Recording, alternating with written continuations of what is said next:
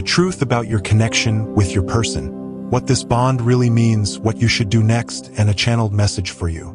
Take a slow breath before you listen to this, because this message didn't find you by accident. There is a reason this person keeps coming into your thoughts. There is a reason you feel something deeper than logic, deeper than time, deeper than distance. And today we are going to speak the truth about this connection, without illusion, without fear, and without false hope. This is not about chasing. This is not about waiting in pain. This is about understanding. Part 1. The true nature of your connection. The connection you share with this person is not ordinary. If it were ordinary, it would have faded already. If it were ordinary, time would have erased them. If it were ordinary, your heart would have moved on easily. But it didn't. This connection was meant to awaken something inside you, not just to make you feel loved. You didn't meet this person just to be happy. You met them to change. That's the first truth many people don't want to hear. This connection came into your life to trigger deep emotions, reveal unhealed wounds, show you where you were abandoning yourself, teach you what love is and what love is not. That's why it feels intense. That's why it feels confusing. That's why it feels unfinished. This is not a surface-level bond. It's a soul-level lesson. Part 2. Why the connection feels so strong and sometimes painful. You may have noticed something strange. Even when you try to forget them, even when you tell yourself it's over, even when you distract your mind, they return. Not because you are weak, not because you are obsessed, but because the lesson is not complete yet. This connection mirrors parts of you that needed healing. Fear of abandonment, fear of being alone, fear of not being chosen, fear of loving too deeply. Your person didn't create these fears. They activated them, and activation always feels painful before it becomes powerful. That's why the connection sometimes feels like love, and sometimes feels like suffering. Part 3. The biggest misunderstanding about this connection. Here is the truth most people misunderstand. This connection is not meant to be forced. You were never meant to chase. You were never meant to beg. You were never meant to prove your worth. If you feel like you are the only one holding the connection together, then you are holding it too tightly. Real soul connections do not survive through force. They survive through alignment. And alignment happens when both people are emotionally ready. Both people are honest with themselves. Both people choose growth over fear. Right now, something is uneven, and that imbalance is intentional. Part 4. What your person is really feeling, even if they don't say it. Your person thinks about you more than they admit.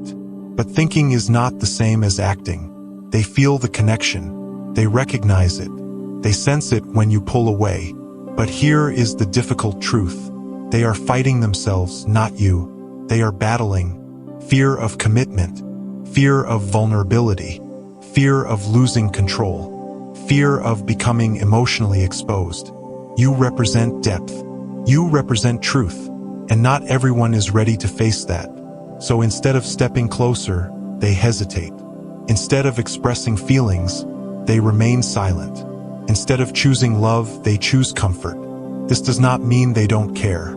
It means they are not yet emotionally brave. Part 5. The most important question. What should you do next? Now listen carefully. What you do next determines everything. You are being asked to do something difficult but powerful. You are being asked to stop waiting and start becoming. Not becoming cold.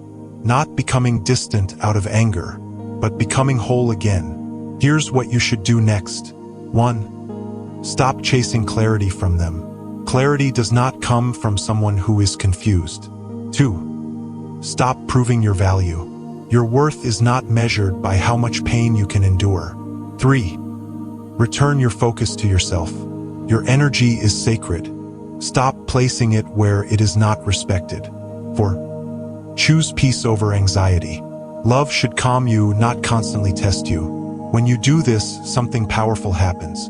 The dynamic shifts. Part 6. Why stepping back is not giving up.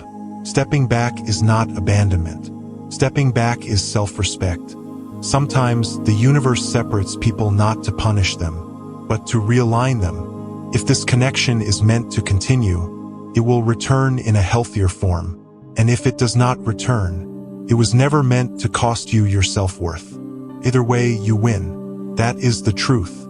Part 7. The channeled message for you. Now, receive this message slowly.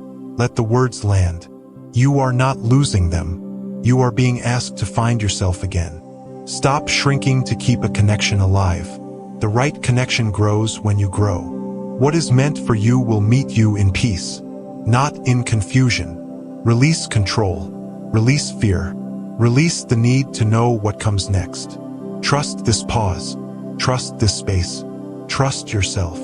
This message comes because you are at a turning point. Part 8. What happens after this phase? After this phase, one of two things happens. Your person rises to meet you with honesty, effort, and emotional presence. Or you rise beyond them and attract someone who meets you without resistance. Both outcomes lead to growth. Both outcomes lead to love. The universe does not take without replacing. It redirects.